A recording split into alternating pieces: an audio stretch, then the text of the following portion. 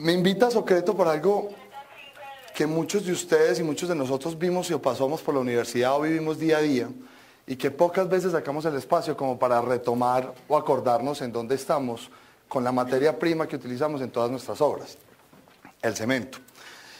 Y lo más interesante de esto es que hoy en día hemos dado pasos gigantes alrededor del material, pero el material técnico, las capacitaciones que recibimos alrededor del material siguen siendo las mismas, no hay cambios profundos en ese material, pero hay cambios profundos en la tecnología, hay cambios profundos en el cemento. Entonces es un tema bastante interesante que pocas veces dejamos como a consideración de meterle un poco de ingeniería y que creo que hoy nos tiene pues hoy hablando de este tema de manera específica.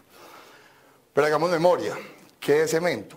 Esa es una de esas preguntas que muchas veces uno le dice, usted, definime qué es cemento, ¿qué sientes tú por cemento? No, pues el bulto que llega a la obra, que me hace mugre por todos lados, que después tengo que botar la bolsa, que lo coloco con unas piedras y arena y saco concreto. Y después al concreto sí le meto toda la tecnología detrás. Pero ¿qué viene en esa bolsa? Yo podría colocar en esa bolsa miles de cosas. Sabemos qué es lo que tiene esa bolsa adentro, qué conforma cada una de esas partículas que hay dentro del cemento. No sé, quiero ahorita pues como generar el debate, quien tenga alguna pregunta con el mayor de los gustos estamos abiertos pues a recibirla para que lo hablemos, pero quiero pues como entrar en ese punto. ¿De dónde viene el cemento? Sobre todo las adiciones, al final, dependiendo de cómo estemos de tiempo, la idea es que hablemos un poco de adiciones, microsílice, puzolanas, cenizas volantes, escorias, metacaolín y las preguntas que tengan pues para que miremos un poquito el tema, hacia dónde estamos yendo. Y quiero recordar por qué pega el cemento. Yo no sé si todos tenemos en la casa por qué pega el cemento. Entonces, esto es una planta de cemento. Recordemos el primer punto que dijimos. ¿Qué es cemento? Cemento es un material que básicamente viene de unas formaciones importantes de materias primas de calcio y de unas formaciones de hierro, aluminio y sílice que le colocamos vía otro material, pero que básicamente junta calcio y arcillas. Vamos a una mina, buscamos una buena fuente de calcio, vamos a otra mina, buscamos una buena fuente de arcilla. Esos materiales tienen una buena condición de hierro, aluminio y sílice, y los químicos que hoy se arrancarían las vestiduras escuchándome hablar la química como la voy a hablar, hoy llevándola a nuestro mundo de la construcción, son capaces de decir, somos capaces de hacer cemento. Estas son las bases de nuestro cemento. ¿Dónde los conseguimos? Roca calcárea. Colombia está inundada de roca calcárea, algunas con mayor contenido de CO, otras que no.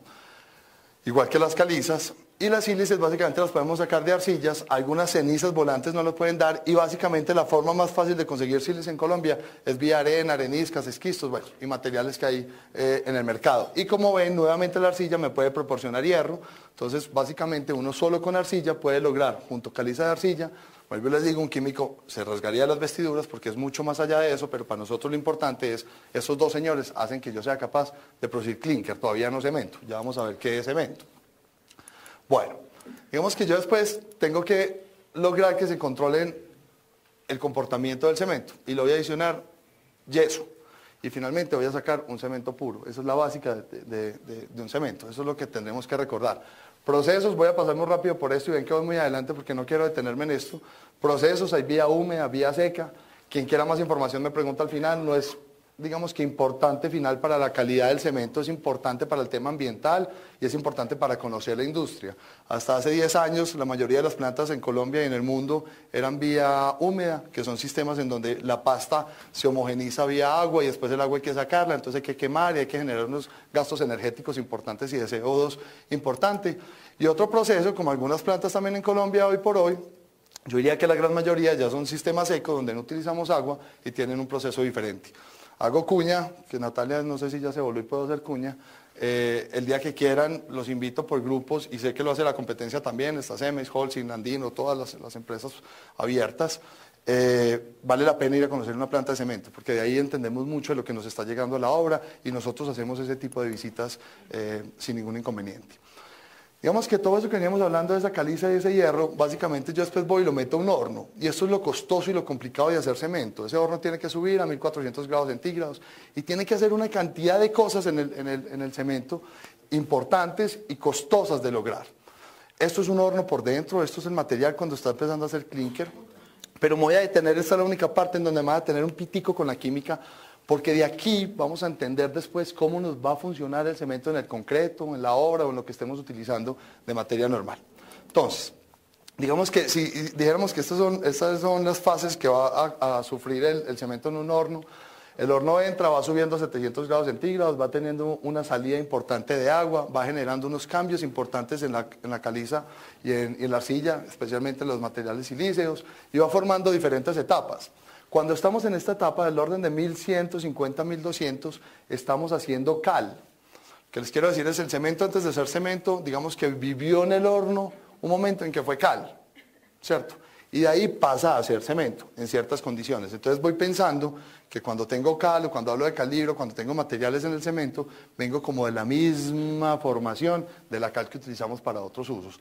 En el mundo la cal es más utilizada que el cemento. En Colombia no pasa eso, pero es uno de los puntos pues, importantes para que tengamos en mente. Y finalmente, sin entrar mucho en la química, voy a tener unos materiales que se vuelven pegajosos. Pero pegajosos no porque lo toque y sea pegajoso, sino porque en ese momento sufrió una salida de agua, se descompuso químicamente y estaba ávido de volver a ser lo que era antes. Y en ese momento es donde el material a mí me sirve.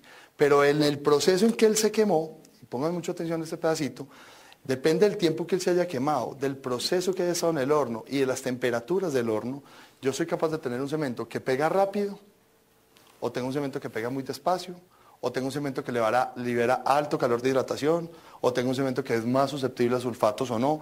Este proceso es el que hace que un cemento cambie de un punto a otro en el horno. Y finalmente el horno me bota esto. Esto es clinker, no traje pues hoy muestras, pero la verdad es que son unas peloticas, normalmente todas redondas, o tienden a ser redondas como lo ven acá, negras, y la verdad, eso es lo que el cemento pega. El clinker, ese es el material. Si yo le echara agua a estas piedritas que están acá, eso se endurecería inmediatamente como una piedra de cemento, pero inmediato. No me daría 2 minutos, 2 segundos en poderlo manipular. Eso es lo que sale de un horno, clinker. Entonces yo digo, ustedes que necesitan como ingenieros, o nosotros que necesitamos como ingenieros, necesitamos poder manipularlo, meterlo en una cimbra, poder hacer una cantidad de cosas que nos inventamos para hacer concreto. Entonces digo, no, yo no necesito, a mí no me sirve que esto inmediatamente se hidrate. Yo necesito ponerle algo que diga, venga, deme tiempo de fraguado, deme tiempo para funcionar. Ese señor se llama yeso. Este señor es muy importante, porque este señor es sulfato. Y cuando hemos escuchado por ahí de patologías, siempre nos dicen, el sulfato es enemigo del concreto. En condiciones importantes, nos puede generar tringitas, nos genera unos dolores de cabeza gigantescos. Ahorita hablamos un poco de patología, pero este señor hay que controlarlo porque sí lo necesito adentro y tengo que mirar en qué condición lo voy a hacer.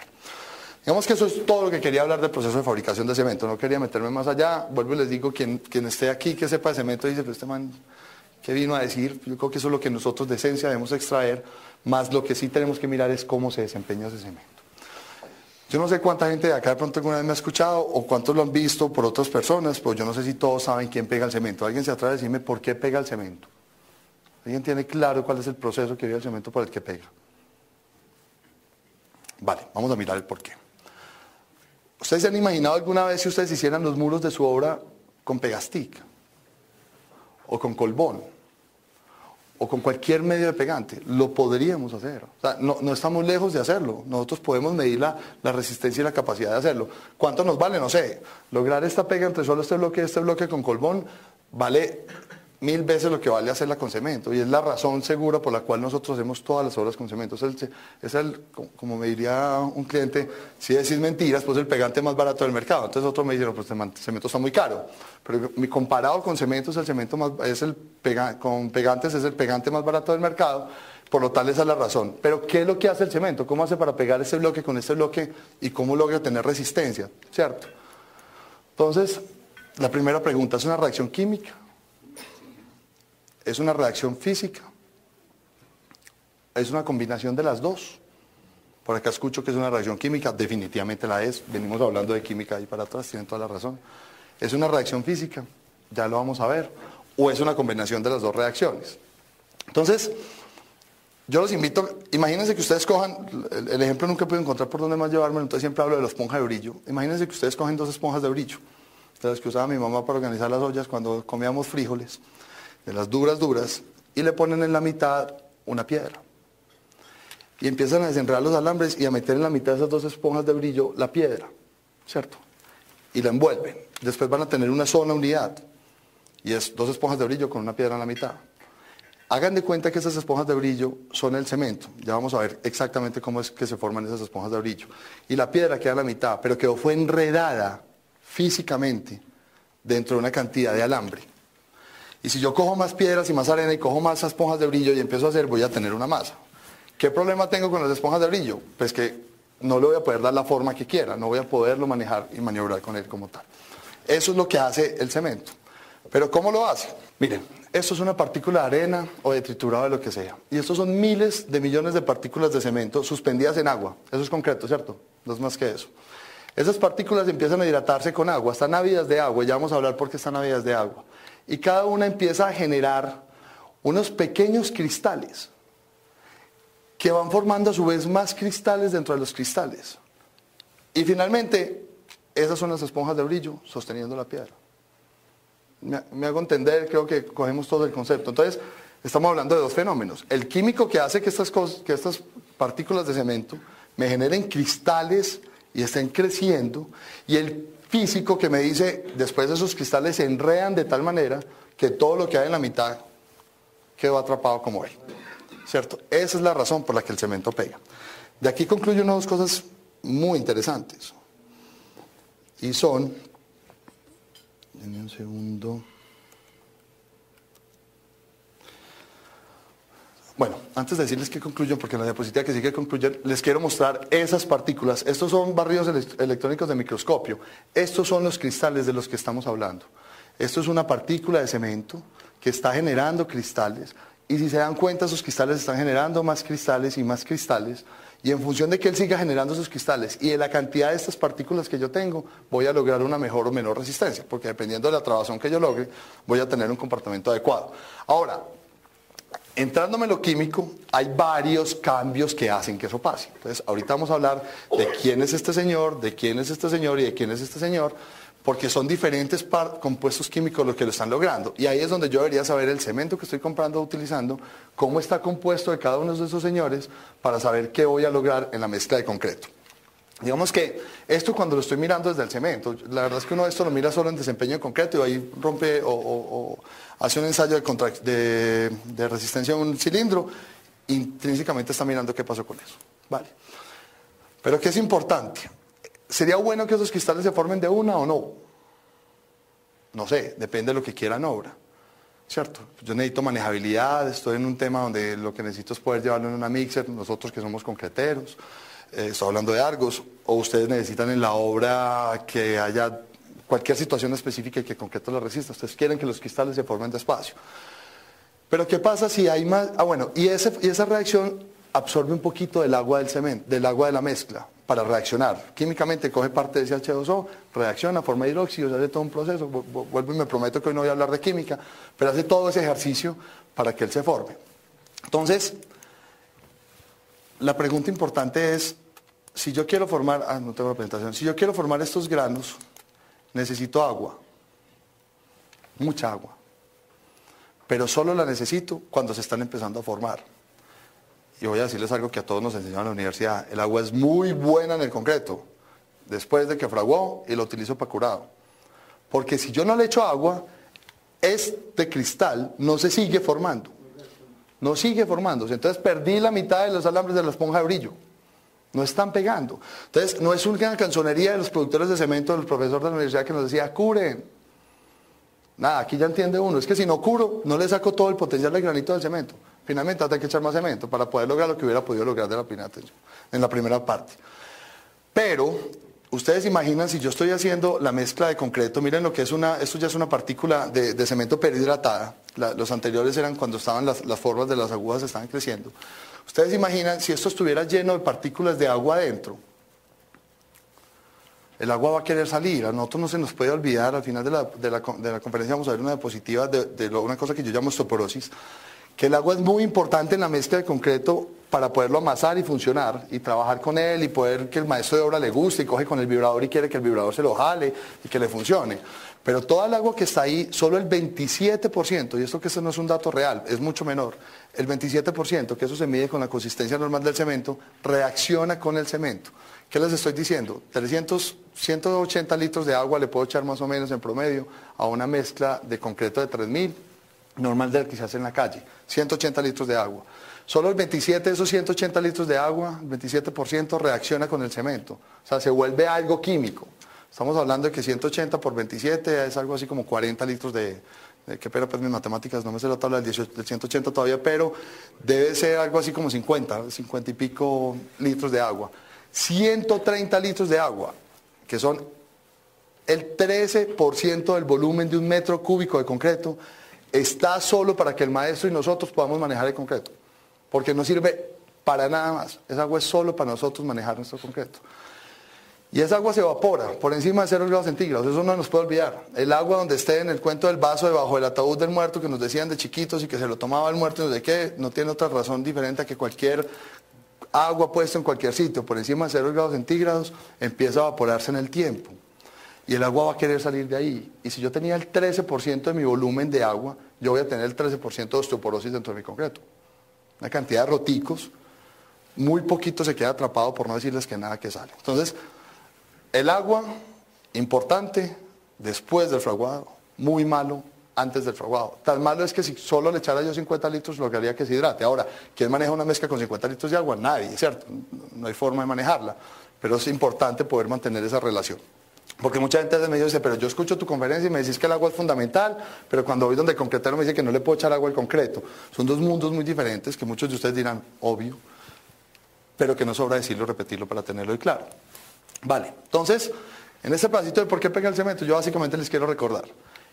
Es un proceso químico y físico que me enseña una parte más importante todavía, que también quiero dejarlo hoy como mensaje. Si esos cristales apenas se están formando y yo ya tengo fraguado inicial, ¿qué pasa si hoy le doy un golpecito a ese concreto? ¿O qué pasa si quiero remezclar ese concreto?